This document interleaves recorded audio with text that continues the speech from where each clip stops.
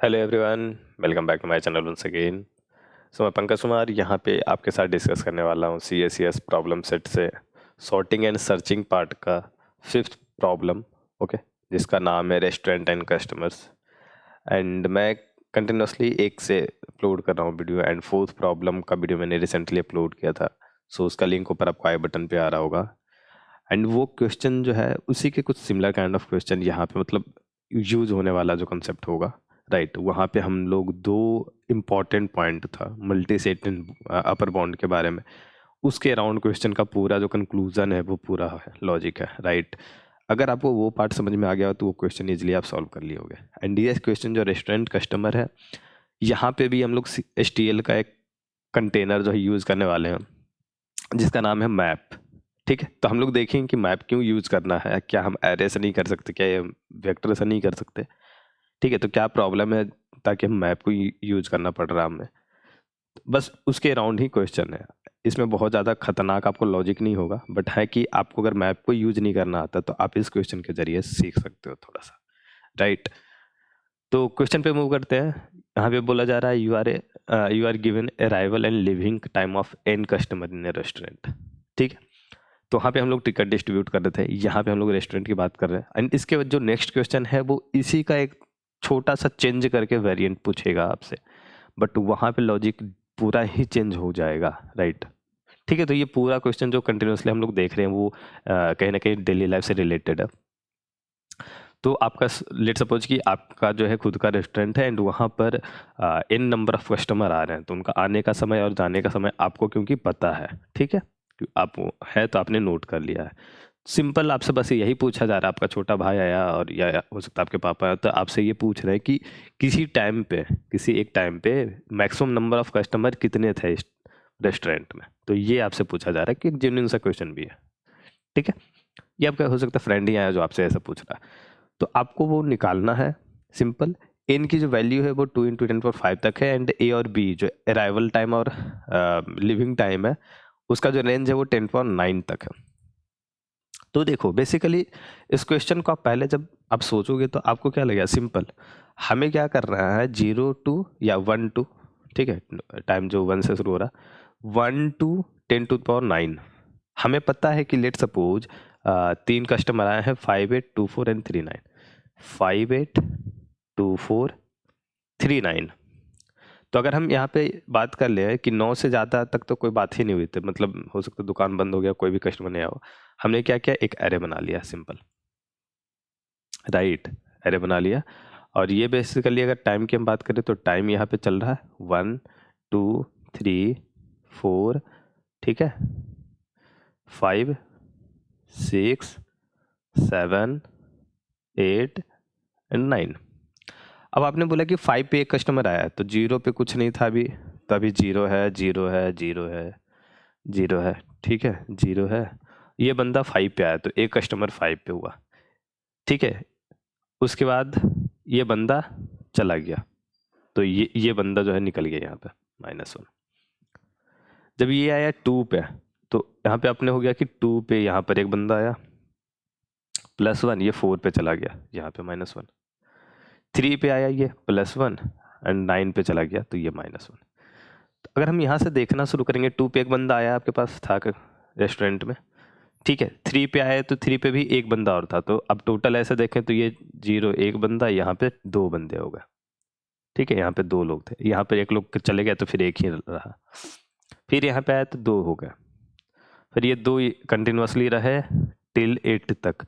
8 तक फिर 1 हो गया, और 9 में भी जाके ये 0 हो गया, सब चलेगा। तो इस तरीके से आप देखो, कहीं ना कहीं एक तरीके से आपको प्रीफिक्स सम जैसा आपको दिख रहा है, आपको लेना होगा, ठीक है। अगर इस तरीके के सिंपल सा नेटिव सा अप्रोच जो आपका बोलते हैं, ठीक है, जो आपके माइंड में सबसे पहले आया होगा, ऐसे ही कुछ हम लोग सॉल्व भी करेंगे, बस उसको यूज करेंगे। लाइक वहाँ पर जो होगा वो इस तरीके से अप्रोच नहीं होगा, थोड़ा सा अप्रोच डिफरेंट होगा, ठीक है। तो हर समय जो कोई बंदा आ रहा है तो हमारे काउंट में 1 हो जाएगा इंक्रीज, काउंट प्लस प्लस हो जाएगा, और जब चला जाएगा तो काउंट वही चीज़ माइनस माइनस हो जाएगा, ठीक है। तो इसके लिए क्या करना है आपको, बेसिकली आपका जो अप्रोच हो रहा है कि हम 1 to 10⁻9 तक तो नहीं, लेकिन इसका मैक्सिमम तक हम जा रहे हैं, या 10⁻9 अगर मैक्सिमम केस लिख रहे हैं तो उस केस में आपका ये जाएगा, राइट। लेकिन अगर आप पहले देखो, यहाँ पे दो चीज़ प्रॉब्लम है।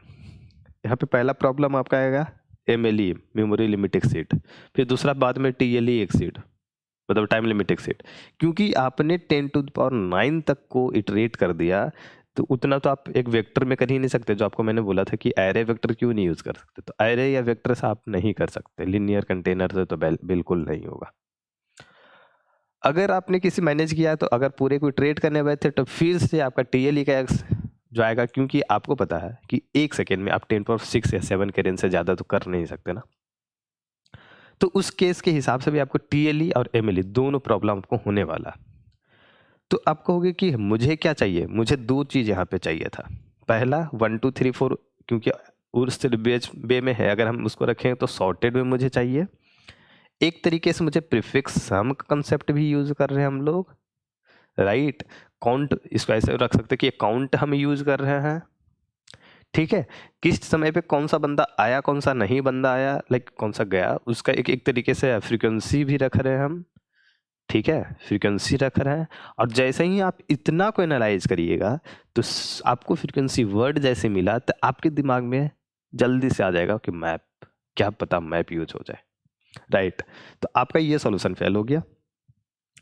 अब मैप में देखते हैं। मैप में क्योंकि की वैल्यू पेयर हमारे पास है, मैप में की वैल्यू पेयर है, और ये जो हम लोग की के साथ वैल्यू रख रहे हैं, ये बेसिकली इंटरनली आपको जो है कहीं ना कहीं इनक्रिप्टेड वे में रहता है। तो आप इसको 10⁻9 तक के रेंज को आप इजीली इसमें हैंडल कर सकते हो, और आपको 10⁻5 के रेंज में है। तो अगर आपने पूरे मैप को इटरेट किया, ठीक है, तो आपको कहीं ना कहीं 2 × 10⁻5 के रेंज तक के कॉम्प्लेक्सिटी को झेलना पड़ेगा, ओके, जो कि 1 सेकेंड के लिए बिल्कुल एक्सेप्टेबल होगा। कहीं आप 10⁻9 और कहाँ आप 10⁻5 पे पहुंच गए, तो एक ड्रास्टिक चेंज, एक भयंकर सा इसमें चेंज है। कहीं ना कहीं आपका मेमोरी लिमिट एक्सीड का जो प्रॉब्लम था वो भी सॉल्व हो गया, ठीक है, एंड TLE का जो प्रॉब्लम था वो तो सॉल्व हो ही गया।